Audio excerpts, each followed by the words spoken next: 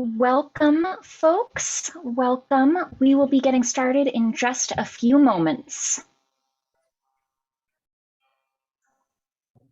Good evening and welcome. We're going to let a few more folks join us in the Zoom webinar. It takes just a little bit of time to let everyone in this evening, and we'll get started shortly.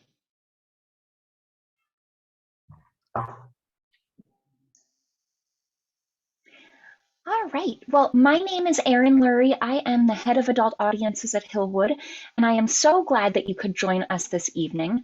At this point, I'd like to invite Hillwood's director, Kate Markert, to come on and introduce tonight's program. Good evening, and thank you for inviting us into your homes this evening. I'm Kate Markert, Executive Director at Hillwood Estate Museum and Gardens in Washington, D.C., and my pronouns are she and her. As you know, at the beginning of each program, I like to take a moment to gratefully acknowledge the Nacotch tank, also documented as the Anacostan, the Piscataway, and the Pamunkey, the native peoples on whose ancestral lands Hillwood stands, as well as the diverse and vibrant native communities who make their homes near us today. I invite all of you who will be in DC this season to immerse yourselves in the beauty of Hillwood's gardens and also to explore the luxury of clay, porcelain past and present, before that exhibition closes on June 26th. I'm looking forward to welcoming all of you to our newest exhibition, Grace of Monaco, Princess in Dior, when it opens next month. I hope that you'll also join me at the Style and Grace Gala on June 7th, and then on Thursday, June 16th, when Donna Limerick discusses the show-stopping hats of her mother, May Reeves. May was the first African-American woman to own a business in downtown Philadelphia and counted Grace Kelly's family among her many clients. Her shop is now preserved at the National Museum of African American History and Culture. Donna kept a few special hats, which will be featured in a fashion show. Of course, Hillwood members will get a sneak preview of the newest exhibition, in addition to discounts on programs in the shop and in the cafe. If you're not already a member, I hope you'll drop everything, except this program, and join today. The rest of this month, of course, offers a lot of rich opportunities to enjoy Hillwood's magnificent spring gardens and engage with our incredible horticultural staff throughout workshops and tours.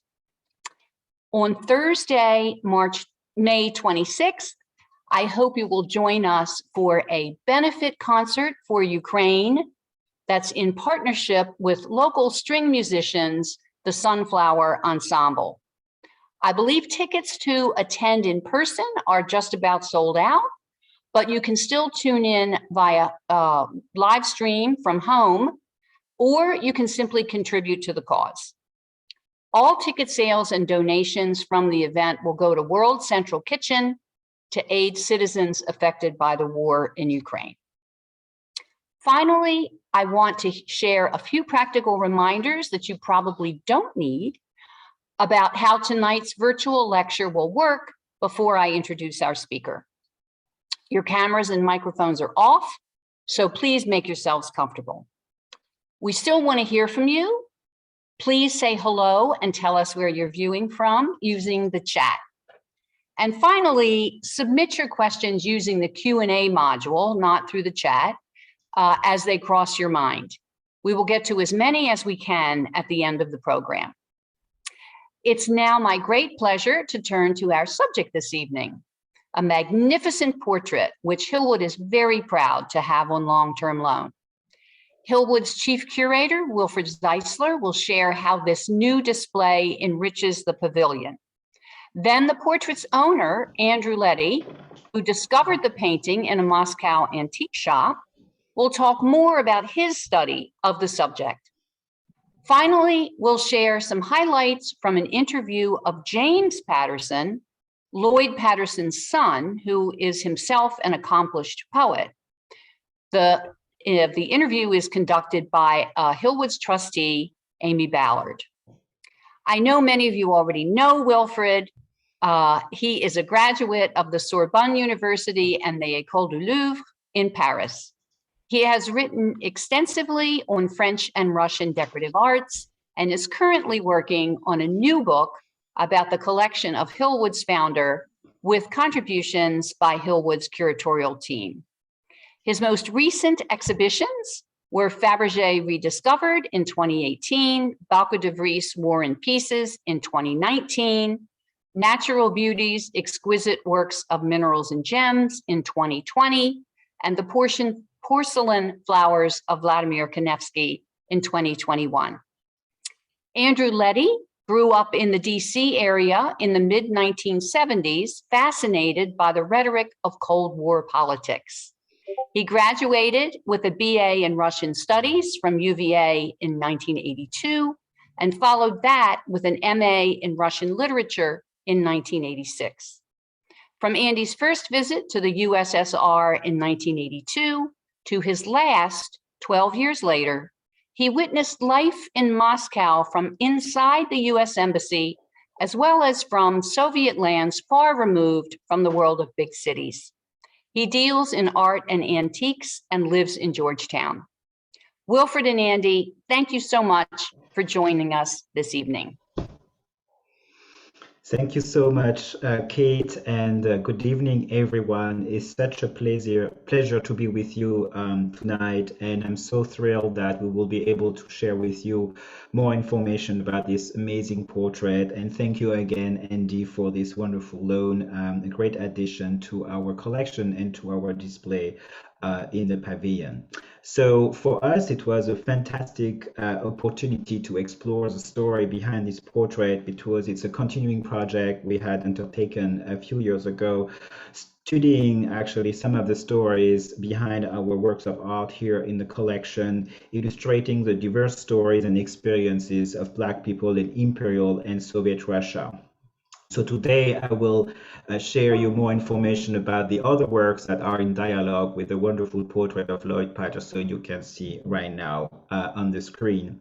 So Lloyd Patterson, just a few words about the portrait itself. I know Andy will give you much more detail about the portrait itself in a few minutes, but Lloyd Patterson, in the early 30s, after graduating from Hampton University, where he studied interior design, moved to Soviet Russia to participate in a movie with a group of other African Americans, to a movie which was supposed to highlight racism in the United States.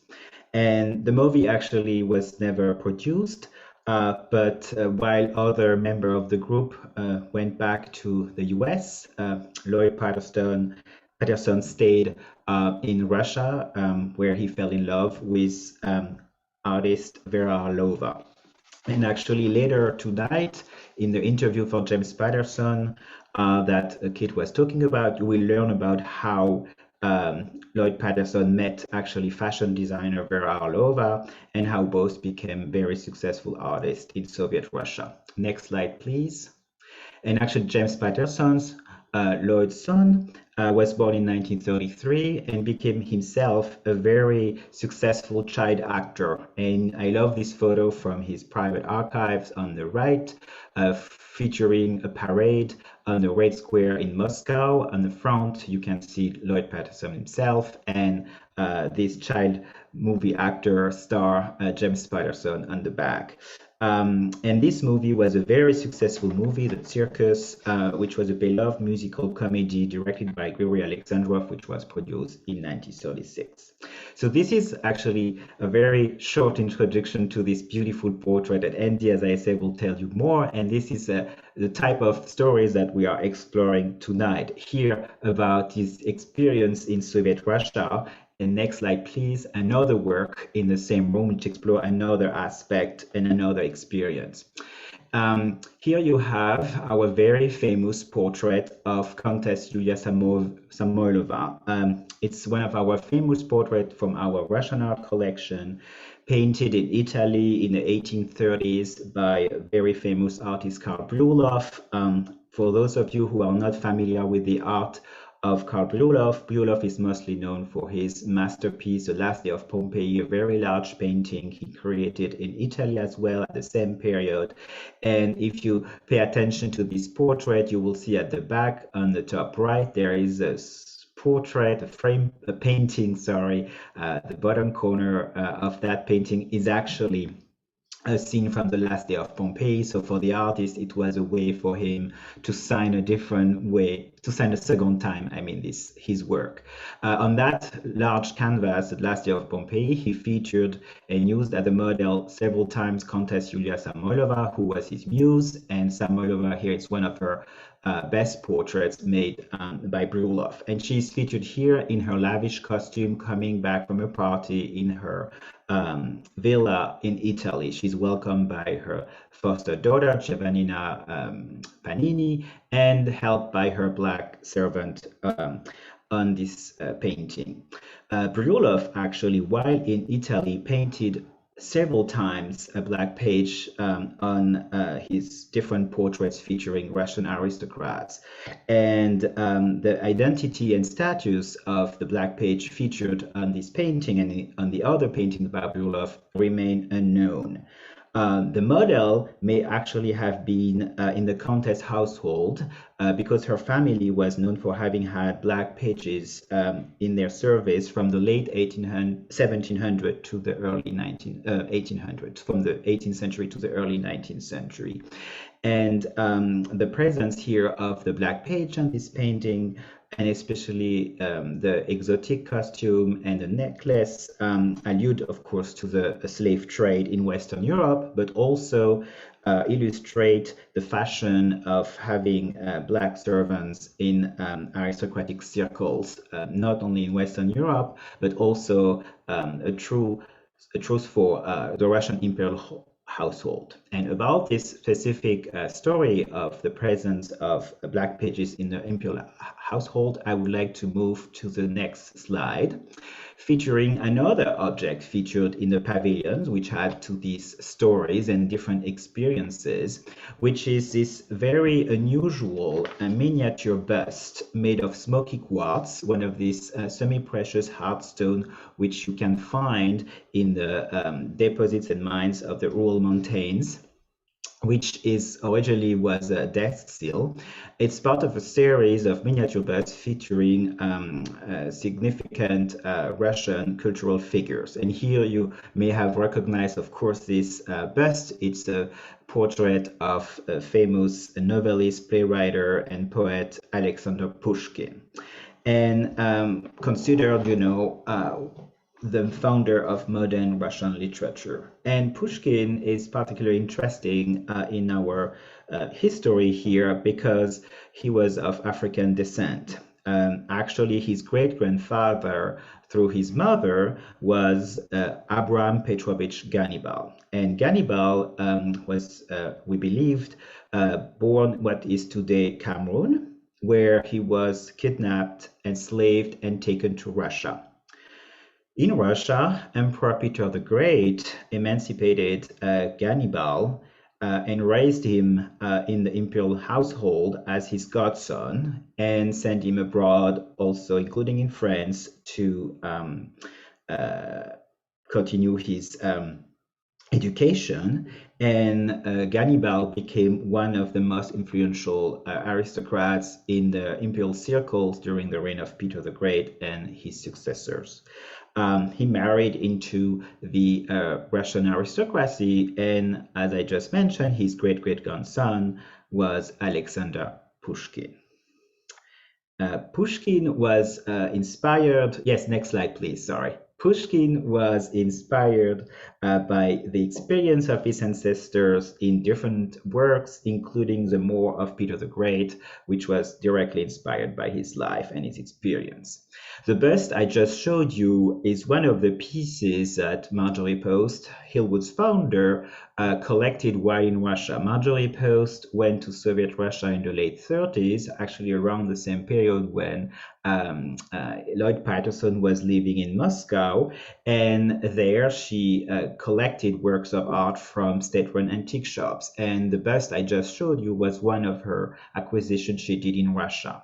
While there, because of the fame of Alexander Pushkin, she received also this extraordinary coffee and tea set that you can see currently on your screen. This tea set was produced at the Lomonosov porcelain factory, so the Soviet continuation of the former imperial porcelain manufactory. And this set was created in 1937, actually, as a celebration of the 100th anniversary of the tragic death of the Russian cultural hero Alexander Pushkin, who died in 1837 in a duel. And this set is wonderfully painted. It features, as you can see on the detail on the right, the portrait of Pushkin himself, but also on all of the other pieces, views of buildings and monuments from Tsarskoye Selo. Tsarskoye Selo was the former imperial residence in a suburb of Moscow, of St. Petersburg, and where actually Pushkin studied, and he was inspired by the beauty of Tsarskoye Selo. And in 1937, actually, when this set was produced, to honor the memory of Alexander Pushkin, the city of Tsarskoye Selo was renamed Pushkin, which is the name that the city still has today.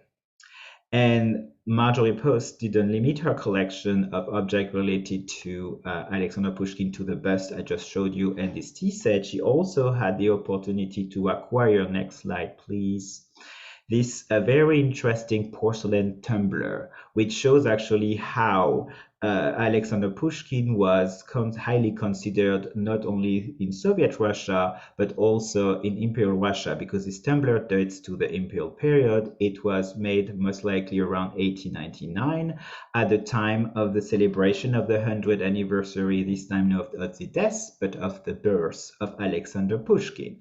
And you can see those dates featured on this tumbler, and on the top of the allegories of the arts, which symbolize, of course, the successes of Alexander Pushkin, you have the bust of Alexander Pushkin. And on the back of this porcelain piece, you actually have an excerpt from one of Pushkin's works, which starts with, "No, all of me will not die." And definitely his work maintained him alive for the future generations. And to connect to this quote, I just wanted to show you an additional piece, which unfortunately is not on view in the pavilion, because all the pieces I have shown you are on view in the pavilion, are in dialogue with, the portrait of Lloyd Patterson. And this painting I'm showing you on the screen is a very beautiful painting, part of a collection which is in storage, a collection of winter landscapes that Marjorie Post collected, especially while in Russia in the 30s. And this one is undated, not signed, most likely from the early 20th century. Beautiful scene, wonderful blue color, which was very in fashion in the early 20th century, which features that early evening, and features here in this quiet winter night, early night, the Sviatogorsk Monastery of the Dormition of the Virgin Mary, which is a Russian monastery, which is in the region of Pskov, but which is particularly interesting for us. And that's why it was often featured on paintings, because this is where the grave of Alexander Pushkin is located. And Marjorie Post knew that fact when she acquired this painting. So to circle back to our topic tonight, next slide, please. And in connection with the story I just shared with you about Alexander Pushkin, I wanted to show you this very impressive and beautiful photo featuring James Patterson posing for National Geographic in the 90s next to the death mask of Pushkin. So making a very strong connection here, because James became a very famous poet and published author in Russia. And on the right, you can see the just published English version of one of his works, Chronicle of the Left Hand, which is an extraordinary story of his family over several generations from America after the Civil War to actually Soviet Russia. And this book is just out, and you can order it from our shop at the museum. So that was for my introduction, and just to show you in which context this beautiful portrait is shown at Hillwood and how we are happy to explore further all of these stories. And now I think it's time for me to turn the floor to Andy. And again, Andy, thank you so much for this wonderful loan to Hillwood. Thank you, Wilfried. I just wanted to make sure I thank you and Kate and everybody at Hillwood. This is such a wonderful opportunity, and everyone's cooperation and enthusiasm has been just wonderful. I feel like this is sort of 30 years in the making for me, and I couldn't be more pleased that it's in such a spectacular venue. So thank you very much. You touched on it a little bit, and I don't want to talk too much about my life here, but I do want to go back to the history of when the Cold War was in a deep freeze when I was a kid in the DC area in the 70s. And I got to take Russian in high school, which was a life-changing thing for me. And I couldn't get enough of it. And all the while I was hearing all of the gloom and doom about us versus them. And it only piqued my curiosity about getting over there. And so after I got my undergraduate degree, my parents gave me a present of a camping and driving trip to the Soviet Union. I think it was a present. Actually, it was really fun. We drove thousands of kilometers. I did that twice, 2 different summers. An extraordinary adventure. And I really mostly pointing it out to sort of add to the fact that even in my undergraduate career, and even only slightly more so in my graduate career, did the idea of the Black experience in Russia even come up? The American Black experience in Russia really just wasn't touched on. I was painfully ignorant of it, and so even and seeing people of color in the Soviet Union was rare, and reactions were not always that great. I saw some awkward and rough interactions, and so it was. I just had a funny image, I guess, from on both sides of the ocean. Really, how I'd been raised, and what I'd seen in America, and what I was seeing over there in terms of racial relations. It didn't happen all that often, as I said, in Moscow, but the things I saw sometimes were a little bit discomforting. And I only mention that because it was about 10 years to the day, really, after my first visit to Moscow, that I was in an Arbot antique shop. And so I had my various routes in the city where I went to look at different stores and sales and such. And it put up the first slide. I came upon this most unexpected find. This was a rolled up canvas that I unfurled in the back of the darkened back room of an antique shop. And I was just sort of in an apoplectic shock. I didn't know what to do, either as an American or as an American who was familiar with things Russian. This didn't jive with anything that I had come to know or understood with things in Russia. This very sort of romantic, heroic depiction of an African, I thought. I wasn't even sure what to think. I couldn't make heads or tails of it. I was absolutely shocked. I went out to the front of the store, and the young clerks there just kept saying Patterson, Patterson, and told me about this film, and then there was a famous song, and it was all Greek to me, and I had no idea what they were talking about, and I just got it home and was happy to have it as a relic on the wall. I just absolutely loved it as a work of art. So what's kind of amazing is that only a few months later, I guess about 5 or 6 months later, I was in San Francisco, and I happened to see National Geographic. The next slide. And Wilfried has already shown you, oh, I'm sorry, that was getting the portrait cleaned as you see it now today. Thank you. Next slide. And this Wilfried is also shown, but it was so surprising to see an article in National Geographic about Pushkin. I didn't understand the link that they were making, but as I leafed through it and I saw this photograph of a man, it said his name was James Patterson, who was the son of an African American and a Ukrainian mother, and my eyes were like plates. I couldn't believe what I'd found. And remember now, this is 1992. The internet was not even an infant yet. It was, I knew nothing about the portrait I had. And all I could surmise, all I could guess was that this guy, this James Patterson in this photograph, was my guy, the subject of the portrait, older. And I was ecstatic. I couldn't believe that the odds of this happening just sort of randomly in both places, in Moscow and then in San Francisco, looking in a magazine. So when we got back to Washington, I called the National Geographic, found the photographer of the article, who actually lived just down the street from us. And he explained things to me that I had. A portrait was likely the father.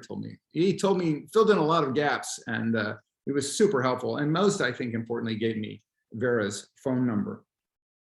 Vera Oralova, who was Lloyd Patterson's widow.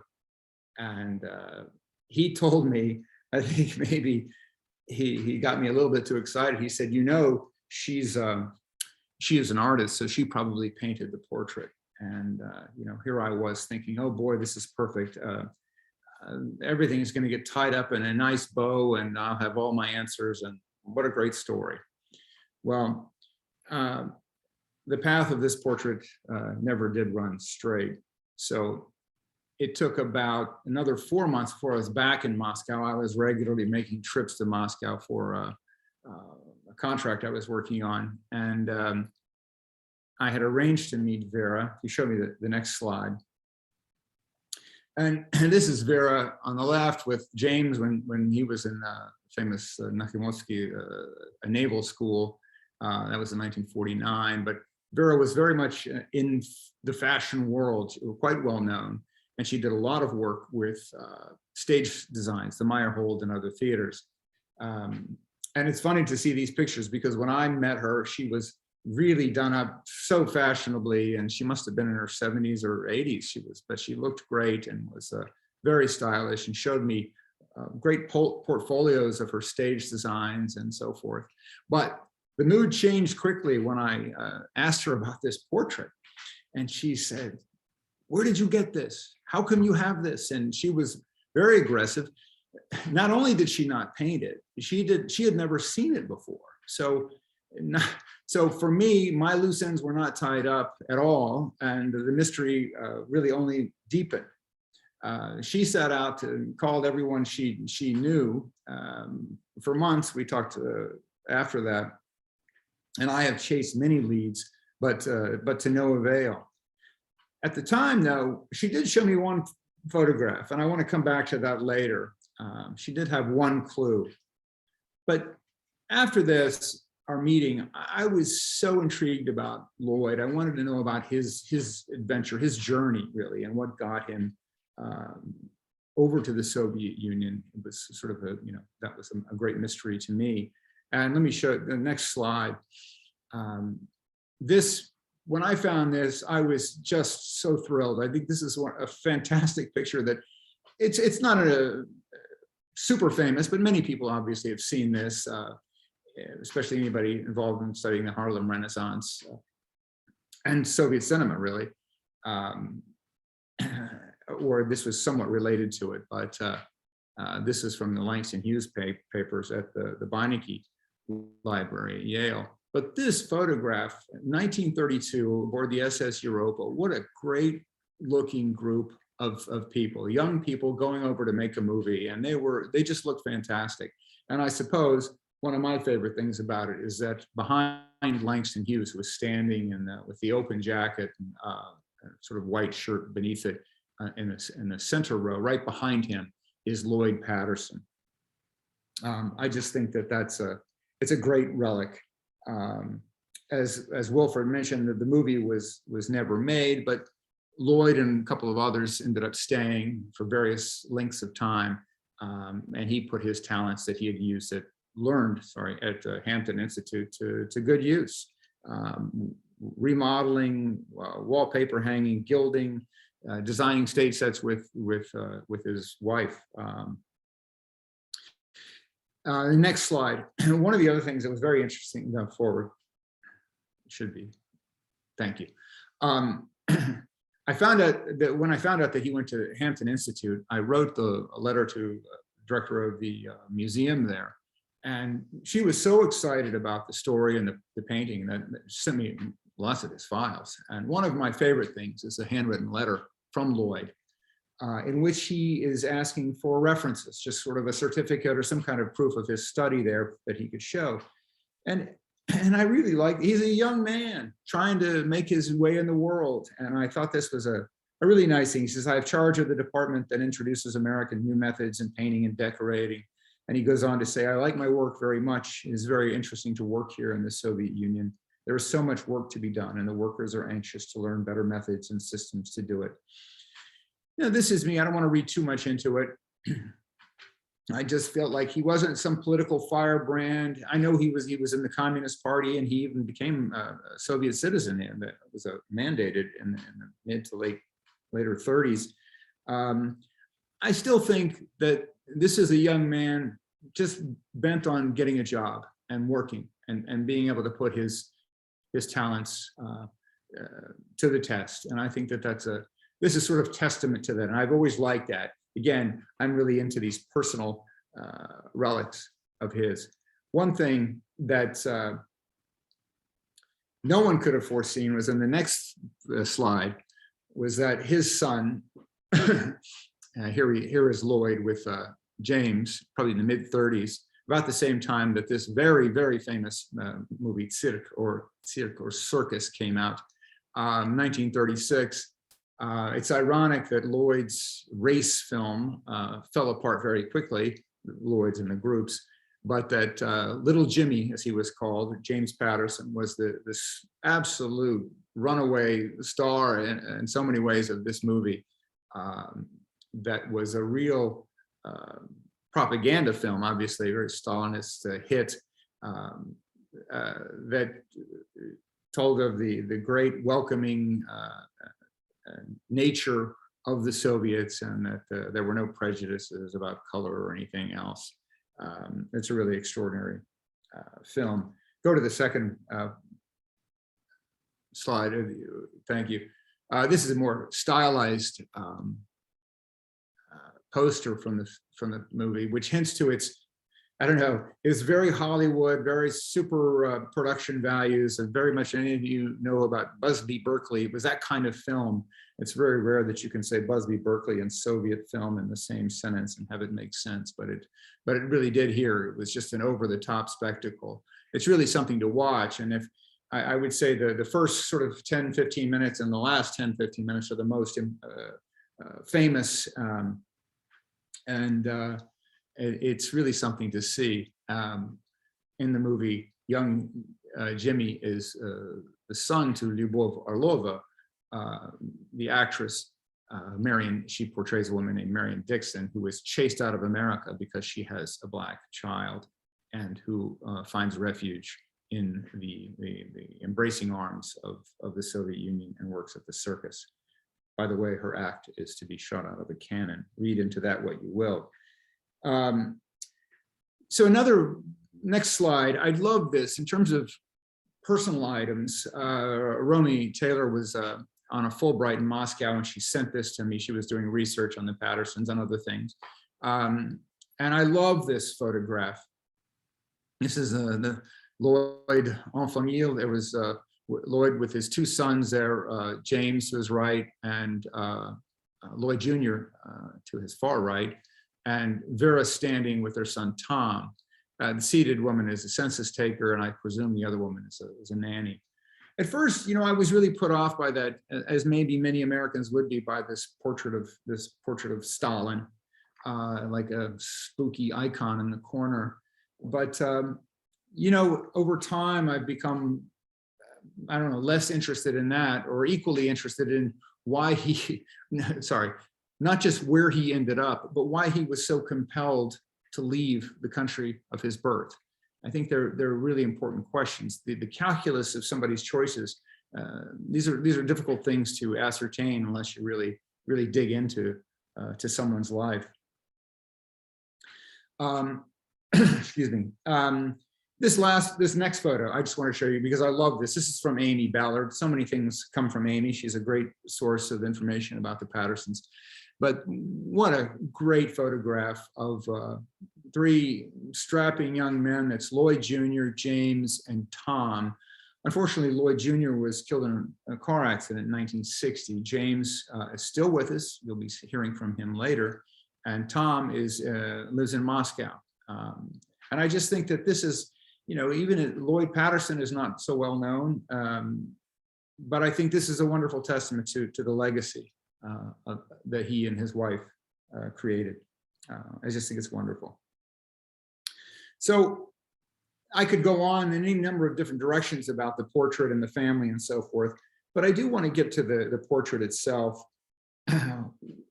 As I've alluded, I've been trying to figure out who painted this thing, and it's been difficult. I've had leads and they've fallen through, but one came to my attention, of course, from Amy.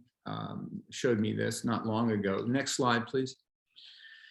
This is a diary page, or journal page, sorry, from February 10th of some year, we don't know what, but this is James writing that, saying that Porfiry Krylov, who's a very famous Soviet artist, had made a portrait of their father, of Lloyd.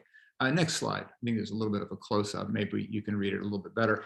Has been painting Lloyd's portrait and promised us to donate it, but he considered it to be a failure. And to our regret, he didn't give it to us. Subsequently, when Lloyd was already no more, he said that the artist had in fact lost it. Well, it's not such a great clue for me. It's not a lot to sort of sink my teeth into, but that's all I have. Was Krylov's portrait this portrait? Did it become lost and I somehow found it? I hope to do further investigation and see. It's a great, as I said, tantalizing clue. I guess the thing with this painting is it always feels like it's like a hydra. Every time I get one answer, it seems like 2 or 3 more questions come up, but it's an exciting adventure. And I do talk about Lloyd not being too well known. He's certainly not well known in America, and I think some might know him in Russia, but mostly James. You go to the next slide. This is a plaque that was erected very far in the Russian Far East, in Komsomolsk-na-Amur. It says here in 41 and 42, worked and died Lloyd Patterson, internationalist, announcer on all Union radio. I think it's a nice memorial, but not something that's going to lead to any more Americans finding out about him. Excuse me. And so all of this leads me back to the final slide, to the portrait itself. And I guess I just have such I'm such a believer, obviously, in this portrait, and I have such a sense of hope about it. And I think what intrigues me now, after all this time, it reminds me of this line I saw by E.M. Forster, and he said, history develops, art stays the same. Pretty much a truism. I don't think it took a great mind to say that, but it makes sense, right? And it stuck with me because the more I've been dealing with this portrait, the more I've thought about I don't know, the somersaults and flips and wars that the world has gone through, the borders being redrawn, governments collapsing, pandemics, I mean, you name it. And in our own country, racial turmoil, it's just been a crazy thing. But the portrait has indeed stayed the same. And I couldn't be more thrilled that I plucked it from that table. And this might be a surprise to many people, but it took me a long time to sort of put my finger on what was different about this thing. I couldn't, I kept looking at it and many Soviet art specialists have said that they thought that this was done in the 60s. Well, Lloyd died in 1942. Might it have been done in the 40s and the 50s? Any time in there. My point, or even in my lifetime, it felt to me that this was not an image that could have been done by an American artist, that would have been at home in an American setting, that was in the American mind of that time. I don't mean to be too broad brushed about it, but I think that there's something to that idea, that this seemed to be something that could have only been done from somewhere else, in a kind of another perspective of the other. Well, I want to go back to what I mentioned before when I was with Vera, and she showed me a photograph. The only thing she was sort of struck, she went to the pile and brought this photograph to me and said, showed me this, and I've never seen it again, and James doesn't know anything about it, but it was a black and white photograph of Lloyd Patterson, standing very much in this pose, but he was standing before a theater curtain. And it was unmemorable, really. It was just a picture, probably, I guess, from the 30s or early 40s. But it was, unmemorable, but for its resemblance to the portrait. And of course, so the questions, both of Vera and I were just thinking, this is great, was this the model for it? But why did the artist paint this, and when? Where did he get the photo, and how did his widow not know about this? And what inspired, I guess I was curious about this artist's editorializing of putting this really sort of romantic, brooding backdrop in there. I know stylized backgrounds are nothing new in portraiture. That's been going on for centuries. But all of it just goes to deepening this mystery behind, I guess, the artist and Lloyd Patterson's life. So it's, I guess I have, with all my experience in the Soviet Union, this is a country that in many ways I kind of wrote off. I think I was so curious when I studied Russian. I went over there. I wanted to see what this the Red Bear was like, and driving through it and living there, I lost my fear of it pretty quickly, I have to tell you. But to see this image almost feels sort of visionary in a way. There's something about it that's so different from what I thought what I believe I grew up with, and what I think that collectively Americans were seeing or prepared to see in my lifetime. But I think we in America have changed significantly from Patterson's time, from my youth, or even from 20 or even 10 years ago. I hope that we're a better and a more accepting country, and that our headspace or consciousness can embrace this image, not as a sort of odd thing, an unexpected or a complete anomaly, but as a realistic and fitting vision of an African-American man, a worthy, honored, noble member of our community. How wonderful, I hope this will happen, how wonderful it would be if we can all collectively catch up to this vision made a long time ago in a country lost to time. Again, I'm so pleased I found this portrait, and I'm so thankful that it's getting this new chance in Hillwood. And most of all, I'm really pleased to be able to say, welcome home, Lloyd Patterson. Thank you. And now I'm really excited to introduce you a presentation featuring Amy Ballard and James Patterson, Lloyd Patterson's son. Enjoy.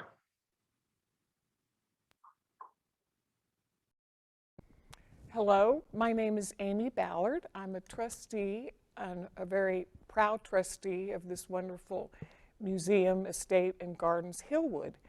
And today, sitting to my right, is my dear friend, James Lloydovich Patterson. And Mr. Patterson, can you tell our audience a little bit about yourself? You were born in Moscow. I am from Russia. Mm-hmm. My friend joked that you are the best African who speak Russian. Oh my goodness. It looks like the same. Mm-hmm. Because I was born in Russia. That's right. I speak in Russian. I did not know English. Until you came. When I come here, I manage by English. Wrote my books with help of my friends. All was okay. Well, that's. But all was after my coming here. You've told me a lot about your father, and I was wondering if you could share some of your memories with the audience, especially the story, which I love, about how your father met your mother in the park. My father was young guy. He's very musician. Now, when your father came to Russia with my Langston Hughes, my father is Langston Hughes. They both came to Russia.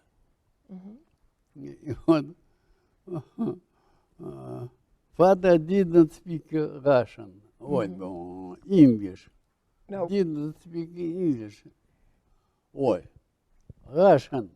In time when they come to Russia. It was a rainy day in the park of Gochi. Mother told me, saying it was great rain. I was wet. It took suddenly somebody's hand with handkerchief. It was hand of my father, future father. oh, Father was so surprised because he didn't speak Russian. A mother speak in English. She was educated. Father was so surprised, so even married her. oh my gosh. The same place. At the same time, I was appeared. So you appeared in 1933. In 1933, I was born. In 1935, I became a cinema actor. Yes. I was lucky because movie was extremely good. And now, Mr. Patterson, I have a question for you about the portrait of your father. When was the first time you saw this portrait? And how did you meet Andy? Andy was a wonderful person. In Russia, in the market, she found the portrait of. She did not know that it was my father. And how do you feel about the portrait being here at Hillwood Museum? For so many people to come and see it finally. It is a portrait of my father. And and it's wonderful, isn't it? He was very young in those times. But he passed during the World War II. It's pity, but it was the same. I also read a story about your father that he painted several rooms in the Metropole Hotel in Moscow.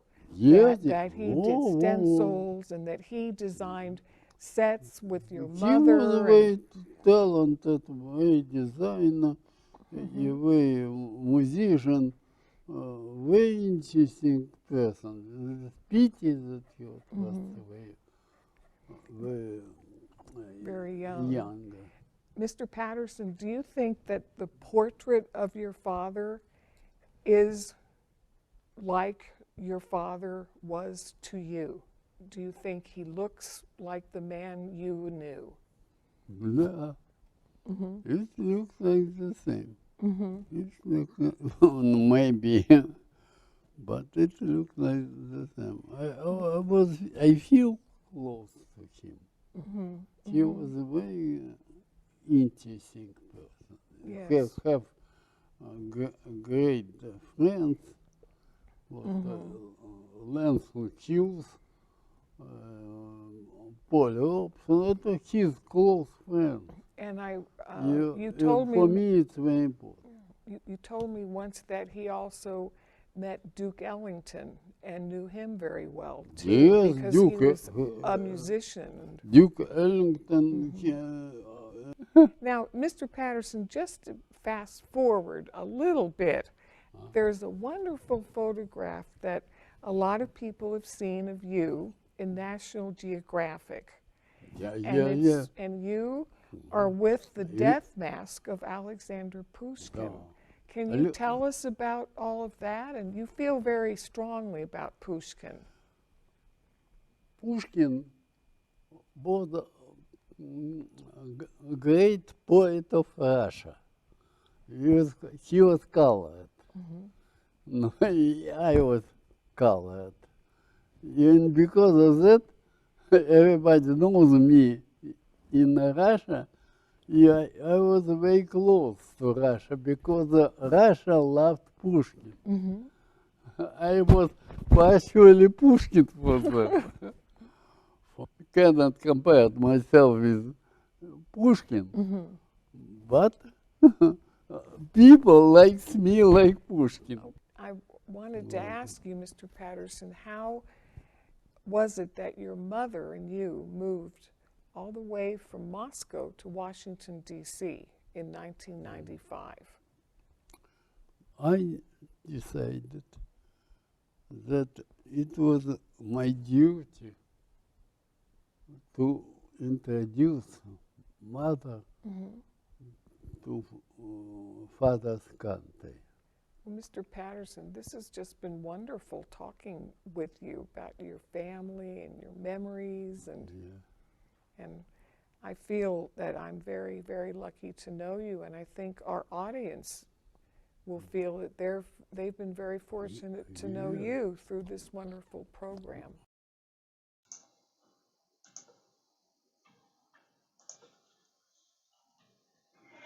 All right, I am now going to invite Andy and Wilfried to come back on screen and let folks at home know that we do have some time for questions. Please go ahead and submit those to the question and answer module, which you'll find at either the top or the bottom of your screen.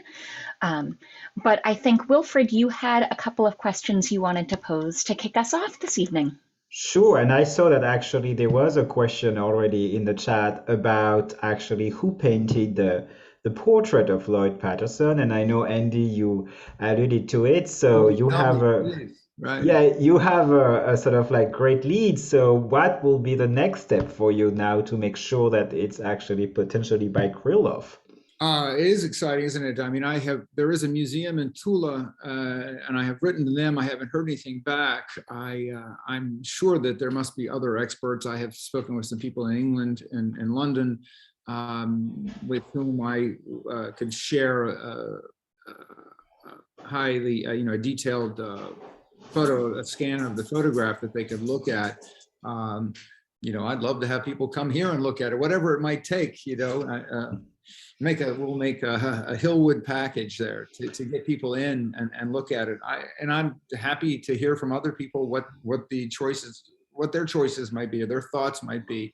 I mean, it sounds like having the documentation which was found. I mean, it's unfortunate that there is no date, but it sounds pretty convincing to me. I'm hanging my hat on that, but I don't want to foolishly be too heavy. Say, well, that's it. It's absolutely him.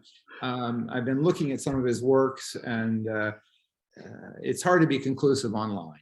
It's just, you can't. No, for sure. It's you have, but that's a great lead, I think, and I think it adds to the fascinating story around this portrait. And another question about the portrait itself. So during your research, I am sure when you found this wonderful portrait, in Moscow, I mean, Maybe can you, I mean, explain a bit more about, like, more in detail, how did you find this? I mean, you explained it, but like maybe, I don't know, were Sure. you looking for specifically a painting and how did you discover it, Not at unrolled all. it? I just I this mean, was a regular shop on my routes, and I knew these young girls. We would chat, and I went into this back room. They had a front room which was nicely done up and lit and vitrines and such. And I went in the back room, which was just it looked like a hurricane had been through there. And I'm stepping over things, and I see this canvas on a back table. It's not very well lit back there, and I'm having to open the blinds a bit, and I see this canvas, and I learned my lesson. Always open a canvas. You always have to see what's in blind. That's just a given for all of us sort of picker types, And I opened it up, and it was just an instant sort of, oh my gosh, this is crazy. I've never seen anything like it. And I sat it down. I put things on the corners and just kind of stared at it for a few minutes. I really didn't know what to make of it. I don't know if it would have hit everyone else that way, but it sure hit me that way, because I'm trying to call up on my, on my sort of Rolodex or fax or my card file in my brain. What is this? Is there something I didn't know about in the Soviet world? What country is this guy from? So, I'm really starting from nothing. I didn't say, oh, he's an American. I didn't know anything. And it was very cute now to think of those young clerks saying, Patterson. I mean, that didn't help me at all. And this movie, of course, and then as things subsequently, sometimes over years, came to me, I realized, first of all, that movie was so famous, Circus was so famous, that even one of the anthems from the movie was a de facto Soviet anthem. It was used on Radio Moscow. It was their call signal every, 15 minutes, or, it was a regular. So I heard it. I was sort of, haunted by this movie and this family, even without knowing it. So it was it's an amazing thing, this coincidence of finding this painting. And I guess the other thing of just sticking with it, I just was happy to have it because I thought it was so wonderfully unusual. And of course, the irony that my favorite Soviet relic was a portrait of an African-American man. So it's a great story. No, for sure. I mean, I have done the same thing that you did, and I continue to do it sometimes, not only in Russia, but also elsewhere. But I never found such a treasure. So I guess you were very, very lucky. And doing your research on the portrait specifically, and I guess you were focusing mostly on, Russian portraits or Russian art from the 20th century. Did you ever come across actually other portraits similar to this one, featuring actually Black people or people of color, in Russian art or in Russian collections? Oh, I mean, there were a lot of Lenins. you unroll a lot of. There were, so I said, oh, that's Lenin. I didn't really want that. So a lot of still lifes, but no, I never saw anything that was even remotely as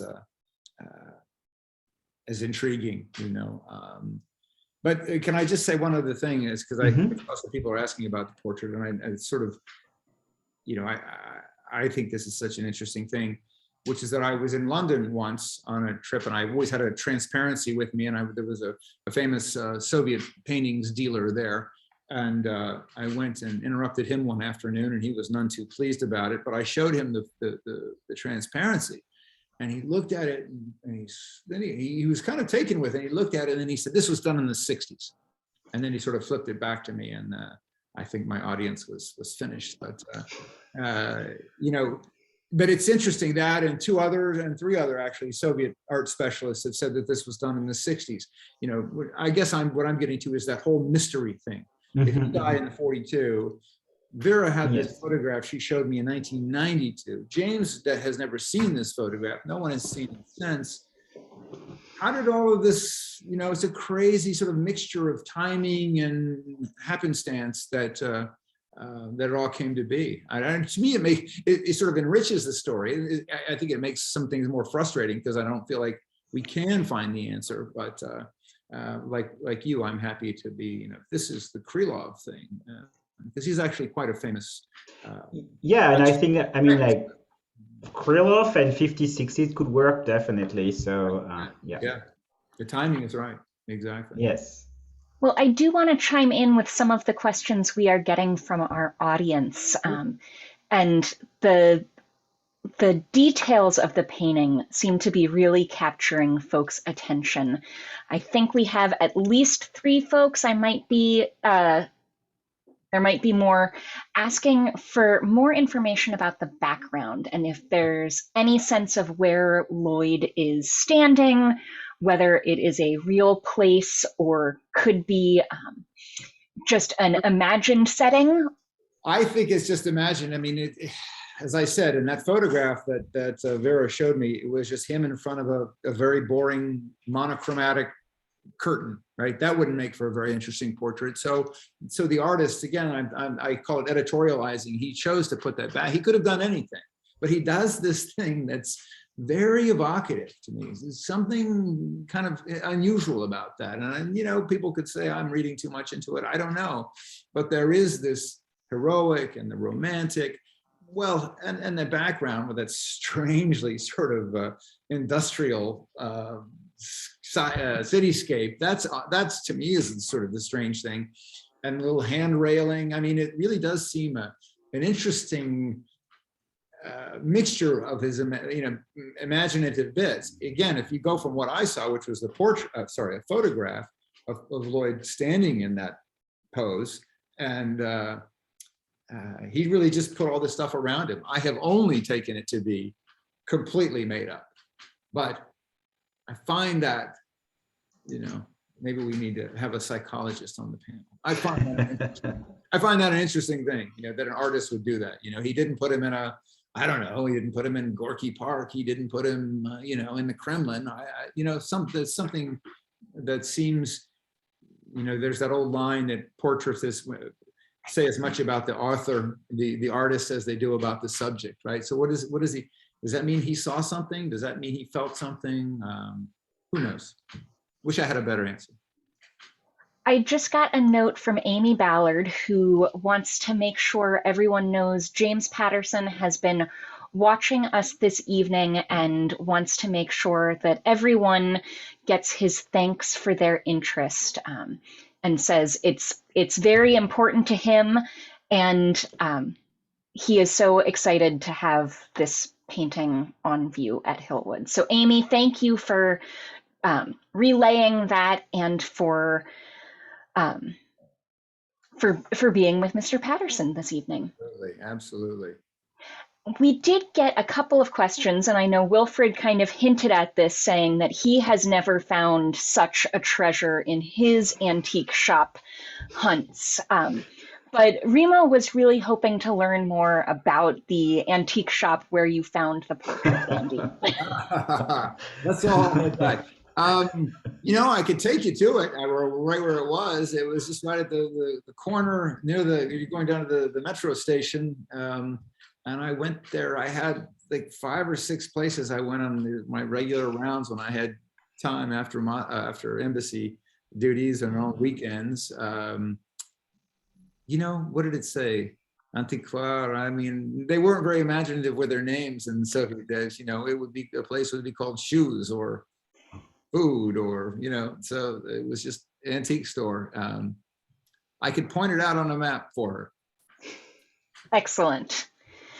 We also got a question from Ellen, who asks if you've had a chance to review any of the Hampton papers at Yale to see if there are any other references to the life of Lloyd Patterson that might be able to help reveal a hint on the portrait. And I'm guessing that Ellen knows something about those Hampton papers. Sure, I don't know about the Hampton papers. That could be a new thing. I mean, there are, as I alluded, Langston Hughes' papers are there, and I have looked, and he's got extensive photographs, dozens, if not hundreds of photographs, many from the Moscow trip. Lots of the movie group, when they were on the beach at Yalta or Odessa, and a couple of city scenes, I think, that also have pictures of Lloyd in them.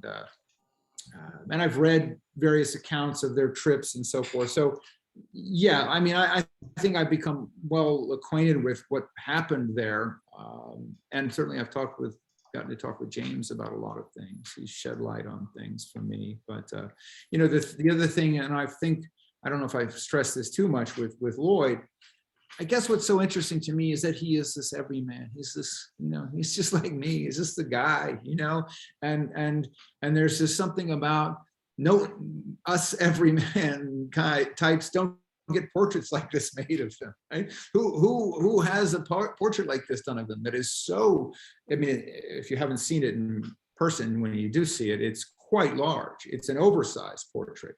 And then everything about it kind of is big, you know, and I think the message is big. And I think that that's such a neat thing about it, that he's otherwise this kind of unknown person, but this thing is really, really something, grand scale, and makes you think, you know, and I think that's why we're here, because it is such a, you know, something so full of questions that seem to not stop. Well, and I will say, just from someone who is not a scholar of this, as I know Wilfried is, I've spent a long time looking at the photographs of the painting, and the first time that I saw the actual object installed in the mansion just took my breath away. It is absolutely stunning, and I do hope that everyone who is with us this evening will have a chance to come and see the painting in the pavilion. Everybody who sees it has a different reaction, and I think that speaks to its value and its power as a work of art. I have to say that I have witnessed, like, since it's on view since April 19, like being in the room, and visitors immediately stop when they enter the room because it's just an impressive portrait. Right. Great. I love it. I love it. I see a question here. Will the portrait stay at Hillwood? Yes. I saw it already. Yes. So, well, Wilfried throws it at me and says, "Take it home." That's right. Well, as long as Andy is willing to leave it to us, it will stay in the pavilion. Yeah, I think it's great. I'd love to see it there, and it's an overnight success story, 30 years in the making. And you know, the more people come in and talk about it, I'm happy to keep talking about it with people. I just think it's such a wonderful, unusual story. Well, Andy, thank you so much for being with us this evening. Thank you. And I want to thank all of our audience, especially, I know I mentioned already that Mr. Patterson chimed in with his thanks, but I also want to mention that your brother John is here this evening and says that he is so proud of you. Wow. That your parents would be so proud. And it's just been a delightful evening, talking about an incredible work of art. And I hope that you all have a chance to come and see it at Hillwood soon. Thanks so much. Thank you so much. Thank you all. Thank you. Thank you.